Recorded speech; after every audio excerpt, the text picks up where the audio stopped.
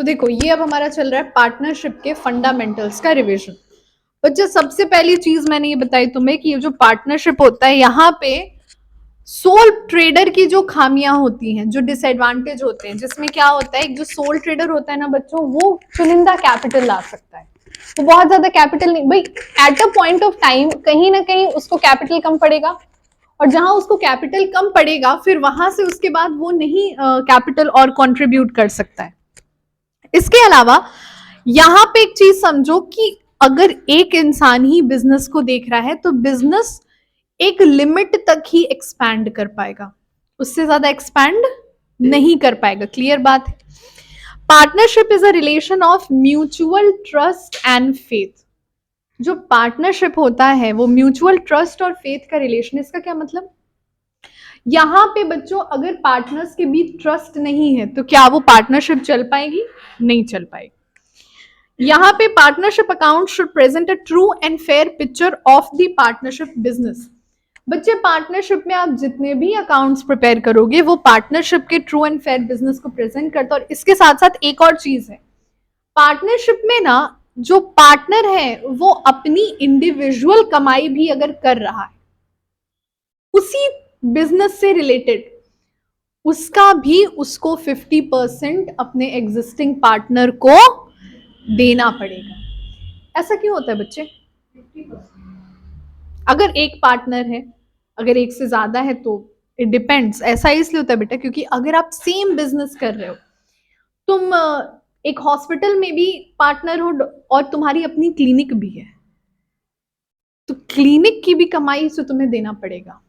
But ये बताओ क्या तुम्हें लगता है कोई देते होंगे? डॉक्टर्स वगैरह नहीं देते हैं, मगर आप किसी कॉमर्शियल फील्ड से, अगर तुम एक इनकम टैक्स के एडवोकेट हो और तुम दो फर्म्स में, एक तुम्हारी पर्सनल और एक तुम्हारे पार्टनर की फर्म में तुम अपने भी सर्विसेज दे रहे हो, अगर सेम सर्विसेज दे रहे हो तो उस इनकम में से उसको भी कुछ हिस्सा देना पड़ता है। Doctors will never do this. आगे बात बढ़ाएं। Nature of partnership firm. बच्चे पार्टनरशिप कौन सी चीज से गवर्न होता है? Partnership act 1932। बच्चों keep on writing, just don't sit very ideal. जो पार्टनरशिप फर्म है that is governed by the Indian partnership act 1932, और जो एक डेफिनेशन देता है, और ये डेफिनेशन आप लोगों के लिए particularly it's very important. Definition ये कहता है कि partnership is the relation between persons who have agreed to share the profits and carry all the losses by acting one for all and all for one। मतलब ये बेटा, partnership एक ऐसा business है जहां पे एक से ज्यादा लोग म्यूचुअल ट्रस्ट के बेसिस पे आते हैं और क्या करते हैं? क्या करते हैं? प्रॉफिट शेयर करेंगे और लॉसेस को कैरी फॉरवर्ड करेंगे, जहां पे एक सबके लिए भी रिस्पॉन्सिबल है और सारे एक के लिए भी रिस्पॉन्सिबल है। इसी के साथ मेन फीचर्स और essential elements of partnership, very very important. एक पार्टनरशिप के मेन फीचर्स और एसेंशियल एलिमेंट्स क्या होते हैं बच्चों? सबसे पहला है टू और मोर पर्सन्स, मतलब जो कंट्रीब्यूट कर रहे हैं कैपिटल में, लॉसेस में और प्रॉफिट को शेयर कर रहे हैं, वो हमेशा दो और दो से अधिक व्यक्ति होने चाहिए। दो से कम क्यों नहीं होते? क्योंकि एक हो जाएगा और वो तो फिर सोल ट्रेडर है, वो तो सोल ट्रेडर हो गया ना बेटा, तो वहां पे शेयरिंग की तो बात ही नहीं खड़ी होती है फिर। The second feature is agreement, very very important. अगर पार्टनर्स के बीच अग्रीमेंट नहीं है तो क्या वो चल पाएगा फर्म? पार्टनर्स जैसे प्रॉफिट होता है, बंदर बांट, सुना ये शब्द बंदर बांट? कभी कभी तुम एक आता है ना, एक बुलेटिन आता है, 100 न्यूज एक साथ बताते हैं, तो उसमें नहीं सुना है कि चोरों ने ज्वेलरी चोरी की और आपस में उसकी बंदर बांट कर ली? बेटा बंदर नहीं, बंदर बांट का मतलब क्या होता है? कभी मंकी को देखा है तुमने? मंकी कभी जाओ, खासकर अयोध्या में जाओ, श्री राम मंदिर जाओ, ज्यादातर मंदिरों में तुम्हें दिखेंगे मंकी बहुत होते हैं, बंदर बहुत होते हैं। और क्या होता है, आप रास्ते में प्रसाद लेके जाओ, झपट लेते हैं। ऐसे मेरे साथ एक वाकया हुआ था केदारनाथ में, बहुत छोटी थी, 6th 7th में, 7th 8th में रही होंगी मैं, केदारनाथ जा रही थी। तो जब पूरी तुम्हारी चढ़ाई मेरे ख्याल से हाँ 18 किलोमीटर है चढ़ाई केदारनाथ की, उस टाइम पे थी। अब शायद रास्ता काफी अच्छा बन गया, तब रास्ता भी अच्छा नहीं था। तो हम लोग यमुनोत्री की चढ़ाई की, तभी खड़ी चढ़ाई 6 किलोमीटर। अगले दिन फिर केदारनाथ की ट्रैकिंग थी। तो पापा मेरे लिए, मैं ट्रैकिंग करके गई थी, मैं छोटी थी मगर मैंने पूरा ट्रैकिंग किया था तो पापा मेरे लिए ढेर सारा स्नैक्स खरीद देते थे कि रास्ते भर मैं खाते जाती थी, मुझे पता नहीं लगता था कितनी चढ़ाई मैंने कर ली। तो फ्रूटी का 2-3, ठीक है। और पता है फ्रूटी मतलब 2-3 तो हम पूरे रास्ते फ्रूटी पीते जाते थे। जब मैं केदारनाथ में गई 10 किलोमीटर तक, तो जो आखिर के 4 किलोमीटर थे, एक फ्रूटी ली, बंदर आ गया, बहुत तेज चिल्लाए, दे दी उसको फ्रूटी। थोड़ा हिम्मत करके दूसरा फ्रूटी निकाले, बंदर आ गया, दे दिया उसको फ्रूटी। पापा ने 10 फ्रूटी खरीदी थी, 8 फ्रूटी मेरे 8 बंदरों में बट गए। और जब हम लोग अगले दिन आए, दर्शन करके उतर रहे थे, 8 लाइन से बैठे थे, 8 के हाथ में फ्रूटी थी। वो एड में काम आ सकता था, वो इतनी ब्यूटीफुल पिक्चराइजेशन थी। बच्चे, बंदर बाट का मतलब होता है बंदर कैसे सामान लेते हैं, झपट के, छीन के। चोर भी तो ऐसे ही सामान लेते हैं। चोर कभी ऐसे बोलते हैं, knock knock ma'am, hi I am a चोर, क्या मैं आपकी ज्वेलरी ले सकता हूँ? ऐसे कभी नहीं। वो चेन स्नैचिंग के मामले देखे, कितने औरतों के तो गले कट जाते हैं, इतने मोटे मोटे चेन होते हैं, गलत नस अगर कट गई, टहल गई दीदी जी। बेटा, बंदर बाट का मतलब होता है छीना झपटी वाली कमाई। और छीना झपटी वाली कमाई में अगर दो उसका लोग हिस्सेदारी लगाते हैं, तो अग्रीमेंट, पार्टनर्स के बीच अग्रीमेंट इस बात को सिग्निफाई करे कि यहाँ पे बंदर बांट नहीं है। हम बिजनेस भी लॉफुल कर रहे हैं, हम फीस भी लॉफुल कमा रहे हैं, और अग्रीड रेशियो के तहत हम उसको डिस्ट्रीब्यूट कर रहे हैं। बोलो बात सही है? आगे बढ़ाएं बच्चे। उसके बाद है existence of business and profit motive. बच्चा, एनपीओ तो अब तो सीबीएसई से हट गया, मगर जब मैंने तुम लोग को पढ़ा दिया था,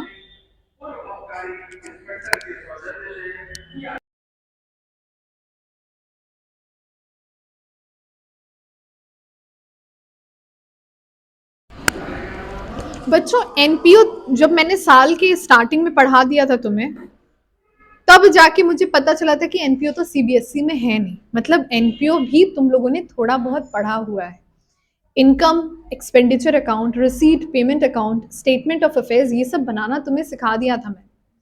बच्चे, वहां पे बिजनेस एक एक हॉस्पिटल होता था, एक क्या होता था, क्रिकेट क्लब होता था, याद करो, जैसे उसमें होता था स्पोर्ट्स का क्लब है, तो स्पोर्ट्स की जितनी मटेरियल होती थी तुम्हारी, वो सारी मटेरियल क्या होती थी, वही तुम्हारी एसेट होती थी ना। इन्वेस्टमेंट का एक फंड बनवा, टूर्नामेंट फंड, बहुत तुम लोग को चिल्ला चिल्ला समझाता बच्चा। जो कोई डोनेशन किसी एक चीज के नाम से दे, तो वो हमारे लिए लाइबिलिटी बन जाती है। बच्चे, वो सर्विस मोटिव का बिजनेस था। एक non profit making organization service motive से बनाई जाती है। बट अगर हम एक नॉर्मल बिजनेस की बात कर रहे हैं, तो क्या वहां पे सर्विस केवल मोटिव होगा? केवल सर्विस मोटिव नहीं है, सर्विस देके प्रॉफिट कमाने का मोटिव है। एनपीओ वाले सीन में क्या था, प्रॉफिट हो रहा है, वेरी गुड, नहीं हो रहा है, it's not a problem, but यहाँ पे प्रॉफिट तो होना ही होना है, otherwise the business can not survive. Clear है बेटा? आगे बात करें। अच्छा, उसके बाद है relationship of principal and agent. Relationship सुनते ही हमारी मेधावी छात्रा के मुख पे मुस्कान आ जाती है, बड़े वाले। बच्चे, relationship of principal and agent का क्या मतलब है? अगर आप कह रहे हो कि दोनों बिजनेस के पार्टनर हैं, और अगर दोनों बिजनेस के पार्टनर है तो दोनों का बराबरी का दर्जा हुआ, फिर कैसा प्रिंसिपल और कैसा एजेंट? डेफिनेटली एग्जिस्ट करता है। इम्प्लाइड कंडीशन है ये। इम्प्लाइड मतलब जो बाय डिफॉल्ट एग्जिस्ट करती है। बच्चे, लेट से फॉर एग्जांपल आप तीनों एक फर्म में पार्टनर हो, अगर एक पार्टनर जाके एक डील तय करके आया है, तो क्या ये बात ऑब्वियस नहीं है कि बाकी दोनों की रजामंदी रही होगी? है ना? तो एक तरह से इन्होंने अपने बिजनेस का प्रिंसिपल और आपके एजेंट की तरह से काम किया कि हाँ ठीक है, we all agree to it, हम ये डील डन करते और साइन कर दिया। And let's say if she is not there, आप दोनों जाके डील किए, बोले आपके तीसरे पार्टनर बोले of course they also agree to it, बात समझ में आई? मतलब यहाँ पे बच्चे म्यूचुअल एजेंसी है। म्यूचुअल एजेंसी का क्या मतलब है? मान लो शालू को एक अवार्ड दिया जा रहा है, ठीक है, the most lazy person of the world award goes to Shalini Pandey. इतना बड़ा ऑनर, इतना बड़ा टैलेंट, मगर शालू उस दिन नहीं है। क्यों? क्योंकि वो सो रही थी। अब अगर शालू की जगह पे उनके शाला जी जाके अवार्ड को एक्सेप्ट कर लेते हैं, तो अवार्ड वाले क्या बोलेंगे? हटिए, नहीं आपको नहीं देंगे, नहीं, they will give to it. Because हमारे हिंदुस्तान में फिड्यूशरी रिलेशनशिप को म्यूचुअल एजेंसी मानी जाती है। मतलब अगर आप स्पाउस हो किसी के, स्पाउस मतलब स्माइल बता दी, मतलब पता है। अगर आप किसी के स्पाउस हो, वाइफ, लाइफ पार्टनर, अगर आप किसी के पेरेंट्स हो, अपने ही बच्चों के होगे डेफिनेटली, तो ऐसे में उस पर्सन का ना होना और आपका होना ये बात को साबित कर देता है कि वो पर्सन भी है। जैसे कभी कभी पीटीएम में पापा जाते होंगे, मम्मी नहीं, मम्मी जाती होंगी, पापा नहीं, तो मैम ऐसा नहीं बोलती, नहीं नहीं आप अकेले नहीं जाइए, उनको लेकर आइए। कभी ऐसा की मैम? नहीं, वो तो शिकायत करना चालू कर देती हैं तुरंत। अच्छा आप उनकी मम्मी, आइए बैठिए। तो बच्चा ये हमारे हिंदुस्तान में फिड्यूशरी रिलेशनशिप्स में म्यूचुअल एजेंसी का कंसेप्ट होता ही होता है। वही चीज पार्टनरशिप में भी होती है। Mutual agency, you are there for yourself also and for every other partner on behalf of them. ठीक है, आगे बात बढ़ाएं। Business carried on by all or any of them acting for all, same it. कई दफा ऐसा होता है ना कि एक पार्टनर, सब उसके पास कैपिटल बहुत है और दूसरे पार्टनर के पास स्किल बहुत है, तीसरे के पास थोड़ा कैपिटल भी है, थोड़ा स्किल भी है। तो कैपिटल वाला बंदा, तुम जो बोल रहे हो वो अपने बिजनेस में इन्वेस्ट कर दे रहा, तुम दोनों बैठ के बिजनेस को मैनेज कर रहे हो, तो क्या प्रॉफिट उससे नहीं शेयर करोगे? डेफिनेटली करोगे। क्या लॉसेस वो नहीं बेयर करेगा? डेफिनेटली बेयर करेगा। तो यहाँ पे हम जब स्लीपिंग और डॉर्मेंट पार्टनर जैसे कॉन्सेप्ट पढ़ते हैं और एक्टिव पार्टनर के कंसेप्ट पढ़ते हैं, तो हमें एक और चीज समझ में आती है कि पार्टनर कैसा भी हो सकता है। हो सकता है वो पार्टनर केवल कैपिटल देता है, मैनेजमेंट में हिस्सा नहीं लेता, हो सकता है उसका अपना बहुत बड़ा बिजनेस है। Is that okay? और अंतिम, नो सेपरेट एग्जिस्टेंस। बेटा अभी अभी हमने कंपनी का लेक्चर लिया, कंपनी का शेयर का रिविजन किया, वहां पे हमारी कंपनी का एक अलग अस्तित्व था, वो अलग पहचान से चल रही थी। मगर यहाँ पे तो अलग पहचान नहीं है, और अगर अलग पहचान नहीं है तो मतलब यहाँ पे लाइबिलिटी भी अनलिमिटेड होगी। लॉसेस के केस में पार्टनर के प्राइवेट एसेट को बेचा जाएगा। Is that okay? जल्दी से एक बार फीचर्स का फिर से नाम सुन लो बच्चे। 2 और मोर पर्संस किया आपने, अग्रीमेंट किया, बिजनेस का प्रॉफिट मोटिव होता है, इस चीज को समझा, प्रॉफिट्स को शेयर करना का एक रेशियो होता है, और अगर रेशियो ना हो तो इक्वल। ये बात कहां लिखी जाएगी? ये बात कहां लिखी जाएगी कि कौन से प्रॉफिट के रेशियो? डीड। तो अगला हमारा टॉपिक वो बनेगा। उसके बाद है प्रिंसिपल और एजेंट का रिलेशन होता है, म्यूचुअल एजेंसी होती है और कोई सेपरेट एग्जिस्टेंस नहीं होता। Is that okay? अब हम आ जाते हैं पार्टनर के अधिकारों पर, राइट्स ऑफ अ पार्टनर। अगर आप नोट बना रहे हैं तो ये आपका अगला, शॉर्ट में बनाओ, लॉन्ग में बनाओ, एक चीज को दिमाग में रख के बनाओ कि बोर्ड्स के 2 दिन पहले तो यही कॉपी खुलेगी ही। समय नहीं मिलेगा कि डीके गोयल जी को पलटे या अपने क्लास में जो हम लोग क्लास वर्क करते हैं उसको पलटे, यही कॉपी ही खुलेगी। राइट ऑफ अ पार्टनर की हम बात करते हैं बच्चों। पार्टनर के अधिकार क्या क्या होते हैं समझना शुरू करिए। सबसे पहला है कि पार्टनर का ये पूरा पूरा अधिकार है प्रॉफिट्स की हिस्सेदारी का। आप किसी पार्टनर को ये बोल के वंचित नहीं रख सकते कि मैं तो 1 लाख लाया, तुम तो 50,000 लाए, काम करो, इस बार मत लो प्रॉफिट, अगली बार से ले। नहीं, if he has contributed anything, possibly वो कैपिटल भी ना लाया, उसने केवल एफर्ट दिया, 12-12 घंटे बैठ के लैपटॉप पे आपकी सारी फीडिंग की, बट अगर वो पार्टनर है, he deserves the profit and he will also bear the loss provided, एक छोटा सा एक्सेप्शन है, ऑल्दो तुम्हारी किताब में अभी नहीं है वो डेथ और रिटायरमेंट के चैप्टर में, बट क्योंकि यहाँ पढ़ा रहे तो लिंक करके पढ़ा देते हैं। All the partners are liable for the profits, okay. But not all the partner are liable for the losses. कौन सा पार्टनर नहीं होता है?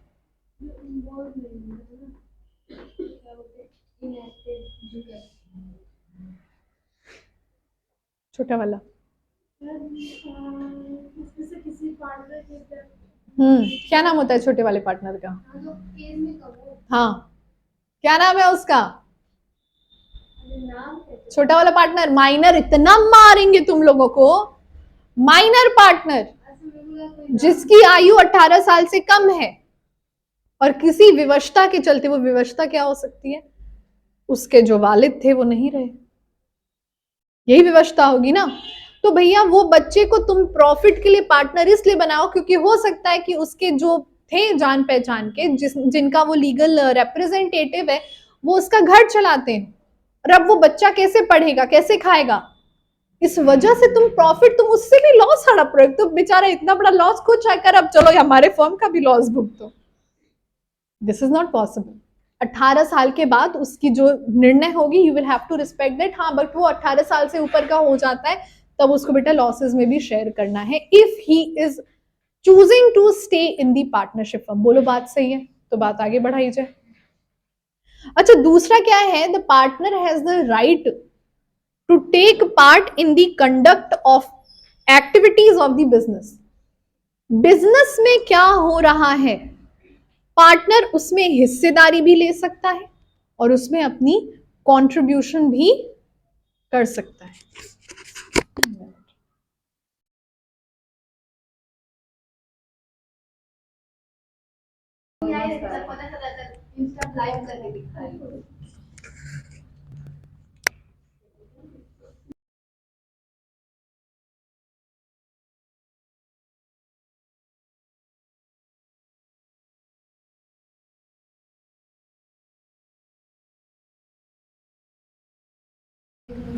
चलो, I'll see to it. I'll look into the matter. Don't worry. बच्चों, recording is on. तो खैर, rights of a partner हम डिस्कस कर रहे थे बच्चे, जहां पे मैंने ये बात की कि ये जो पार्टनर होते हैं ना, तो they have the right to partake in all the conduct of the business. आपका जो पार्टनर है, तुम लोग को इतना ठंडा क्यों लग रहा है? सिकुड़े हुए हो तुम लोग। टेम्परेचर 10 डिग्री ही तो है, कौन सी बड़ी ठंड है?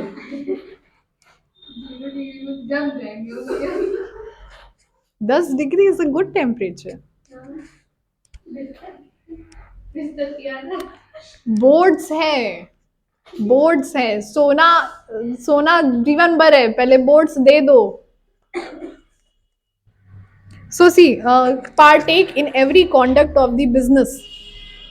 बच्चों, बिजनेस में जो भी कुछ हो रहा है, पार्टनर का पूरा पूरा अधिकार है कि वो उसमें हिस्सा ले सकता है। इनफैक्ट अगर एक माइनर भी है और वो भी अगर जानना चाहता है कि भैया ये लोग करते क्या है, तो वो भी हिस्सेदार। तुम ये नहीं कह सकते कि तुमको प्रॉफिट दे रहे ना, चुपचाप बैठो वहां पे कोने में। You can not do that, because legally if he is the partner of the business, he has the right to take part in every conduct of the business activity. Is that okay? बात आगे बढ़ाएं बच्चा। the other one is right to inspect the book of accounts. इसका क्या अर्थ है? मतलब business में क्या क्या हो रहा है, पूरी बात बोलिए।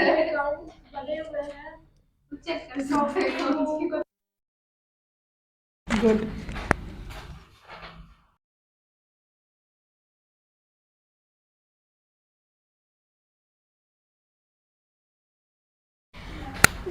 So he can inspect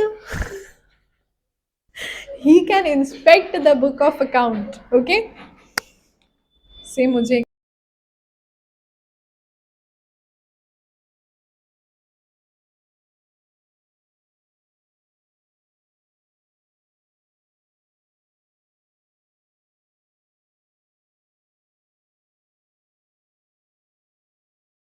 and तक उसको रियलाइज नहीं हुआ उसने क्या बात बोली है। Everyone was laughing. So here the partners have the right to inspect the book of accounts. मतलब बच्चे यहाँ पे अगर वो माइनर भी चाहे, इनफैक्ट जिस पार्टनर की मैंने बात की, मैंने बोला बच्चे एक जो अपना पार्टनर होता है वो केवल कैपिटल को कंट्रीब्यूट करता है, अगर वो भी देखना चाहता है कि भाई मेरे कैपिटल के साथ ये बाकी पार्टनर्स करते क्या, तो he can also inspect it. Okay, the other one, disallow the admission of a new partner. मतलब अगर 4 पार्टनर हैं, 5वां पार्टनर आ रहा है, बेटा अगर किसी एक ने भी ऑब्जेक्ट कर दिया ना कि नहीं ये पार्टनर नहीं आएगा, तो बाकी 3 की राय मायने ही नहीं रखती है. 4 पार्टनर्स में से अगर कोई एक पार्टनर भी डिसएग्री कर गया इस बात पे कि this one will not come, that one will not come. यहां पे जब तक हर पार्टनर का कॉन्सेंट नहीं हो जाता है तब तक नया पार्टनर आ नहीं सकता. देखो इसका एक ही मोटिव बच्चा, पार्टनरशिप फर्म को षड्यंत्र से बचाना. ठीक है, अगर एक पार्टनर ना बोल रहा है तो उसके पीछे बहुत सॉलिड रीजन होगा. क्यों क्यों रीजन होगा? क्योंकि तुम खुद सोचो, जो नया पार्टनर आ रहा है वो कैपिटल भी ला रहा है, वो गुडविल का प्रीमियम भी ला रहा है, और वो आ रहा है तो बिजनेस का कुछ तो काम ही करेगा ना. फिर भी अगर कोई पार्टनर ना बोल रहा है तो इसमें एक म्यूचुअल बेनिफिट निहित है. बात समझ में आ रही है? अच्छा मान लो एक पार्टनर ने ना बोला, इसके बावजूद अगर 4 पार्टनर्स का मैंने एग्जांपल लिया था कि 5वां पार्टनर ला रहे हैं, एक ने ना बोला फिर भी वो तीनों ले आए, समहाउ ले आए, तो फिर ऐसे में क्या होगा? Not possible. कानून उसको पार्टनर मानेगा ही नहीं. अगर मना करने वाला पार्टनर रिटन में ये नोटिस दे दे किसको? रजिस्ट्रार, कि I have objected yet they have benefited from that partner, तो कानून उसको पार्टनर मानेगा ही नहीं. और अगर इसमें कहीं ना कहीं जो पार्टनर मना कर रहा है उसका कोई नुकसान हुआ है, कंपनसेशन पे करेगा कौन? नया पार्टनर? नहीं, नया partner along with all the partner जो अग्री कर गए उसको लाने के लिए. देखो बच्चे, लॉ बहुत सिंपल होता है. क्यों सिंपल होता है? क्योंकि तुम्हारे मॉरल दृष्टि से जो सही है, लॉ के हिसाब से भी वही सही है. बात समझ? और हिंदुस्तान का कानून खासकर, अगर मॉरली तुम्हें लग रही है कि चोरी कर दिया, मान लो किसी ने, कुछ अरब देशों में होता है कि चोरी करने पे हाथ काट देते हैं, डोंट यू थिंक एक बहुत बड़ा सजा है एक छोटी से क्राइम के लिए? तुम्हारा कॉमन सेंस ये बोलता है ना, लॉ भी यही बोलता है. जो तुम्हारा कॉमन सेंस और तुम्हारा मॉरल सेंस बोलता है, लॉ भी वही बोलता है. इस वजह से लॉ इज इजी. आगे बात करते हैं. Every partner is the joint owner of the partnership property. मतलब ये बच्चे कि आपका ऑफिस है, भले वो ऑफिस किसी एक पार्टनर की घर की जमीन पे बना हो, पर उस पे बाकी पार्टनरों का, उस ऑफिस पे बाकी पार्टनरों का भी उतना ही अधिकार है जितना उस पार्टनर का है कि जिसकी वो जमीन है. बात समझ में आई? मतलब पार्टनरशिप के प्रॉपर्टी पे हर पार्टनर का इक्वलेंट अधिकार होता है. बच्चे अगर एक पार्टनर ने फर्म को लोन दिया है और उस पे इंटरेस्ट का रेट नहीं प्रोवाइडेड है तो वेरी गुड. प्रोवाइडेड है अगर तो very good, it's okay. But अगर नहीं प्रोवाइडेड है तो 6% पर एनम, ओके, इस पे उसको लोन का ब्याज दिया जाना चाहिए. उसके कैपिटल अकाउंट में देंगे? नहीं. अगर मान लो ए बी सी और बी ने लोन दिया तो बीज लोन अकाउंट भी आपको खोलना पड़ेगा. गुड. अच्छा, उसके बाद अगर कोई एक पार्टनर अपनी जेब से फर्म के एक्सपेंसेस को भरता है तो उसको इंडेमनिफाई करेंगे कि नहीं करेंगे? बिल्कुल करेंगे. अगर तो वो जो खर्चा है तीनों पार्टनर इक्वल में बांटे होते तो भी इंडेमनिफाई करते. वो अपने जेब से भर रहा है, मतलब उसके पास कुछ पैसे थे उसने उससे भरा है. बात समझ में आ रही? तो पार्टनरशिप फर्म और बाकी पार्टनर्स का ये दायित्व बन जाता है कि you have to fulfil what? You have to fulfill and indemnify the partner who has paid out of his own pocket. Is that okay? अंतिम राइट की बात करते हैं. बच्चे हर partner, what are you doing? हर पार्टनर के पास ये अधिकार होता है, वो फर्म से रिटायर हो सकता है। ऐसे रिटायर हो जाएगा, चन्ना मेरे आगा के रिटायर हो गया? No, that partner will have to give a proper notice. और ये जो प्रॉपर नोटिस देनी है इस पार्टनर को, ये पेपर में भी आनी चाहिए। पेपर में क्यों आएगी भाई? पेपर में क्यों? पता तो चले। अगर पेपर में आएगी तभी वो प्रॉपर नोटिस है, क्योंकि कई बार ऐसा होता है कि उस पार्टनर, जिस पार्टनर ने छोड़ दिया है, उसकी गुडविल पे कई लोगों ने उस फर्म से कॉन्ट्रैक्ट किए होंगे, डील्स किए होंगे, और उस पार्टनर के छोड़ के जाने के बाद उनको पता ही नहीं। एक बार पेपर में निकल गई मेरी लाइबिलिटी खत्म कि हाँ भैया मैं ये फर्म छोड़ रही हूँ, मेरी लाइबिलिटी ही खत्म। उसके बावजूद अगर कोई इस विश्वास पे बिजनेस कर रहा है कि भैया ये उनकी फर्म है, मेरी लाइबिलिटी नहीं है। पुराने पार्टनर्स जाने जिन्होंने ये बात छिपाई, और ये बंदा जाने जिन्होंने पेपर को नहीं देखा। Is that okay? ये राइट्स ऑफ पार्टनर हमने डिस्कस की। जल्दी से रिव्यू करते हैं। बच्चा प्रॉफिट और लॉसेस को बांटेगा, बिजनेस में वो पार्टेक करता है, हिस्सा कर ले सकता है। हर पार्टनर जो है इंस्पेक्ट कर सकता है बुक ऑफ अकाउंट। नए पार्टनर के एडमिशन को वो मना कर सकता है। रिटायरमेंट को कर पाएगा क्या? नहीं। रिटायरमेंट का तो स्वेच्छा है भाई, आप अगर रिटायर होना चाहते हैं, कोई कितना भी बोले कि मत जाइए मत जाइए, आप चन्ना मेरा गाइए और चले जाइए नोटिस देने के बाद। एंड उसके बाद अगर पार्टनरशिप की प्रॉपर्टी है तो उस पर हर पार्टनर का प्रॉपर अधिकार रहेगा, इक्वल का अधिकार रहेगा। अगर पार्टनर ने फर्म को लोन दिया है और आपने लोन के इंटरेस्ट को नहीं वहां पे इवेल्युएट किया है, डिसाइड किया है, तो 6% पर एनम का इंटरेस्ट चलेगा। अगर पार्टनर एक्सपेंसेस करता है जो फर्म के बिहाफ में है तो वो उसको दे सकता है। And the last one is, her partner के पास अधिकार होता है, वो रिटायर हो सकता है अपनी स्वेच्छा से, प्रोवाइडेड वो एक प्रॉपर नोटिस देकर जाए। इसी के साथ हमारा ये पार्टनरशिप का आज का रिवीजन का क्लास खत्म हुआ। और बुक किसके किसके पास है? जल्दी से मैं लिमिटेड लाइबिलिटी पार्टनरशिप में चाहूंगी आप लोग तुरंत रीड करके दें मुझे with in 5 minutes। The class is over now, okay.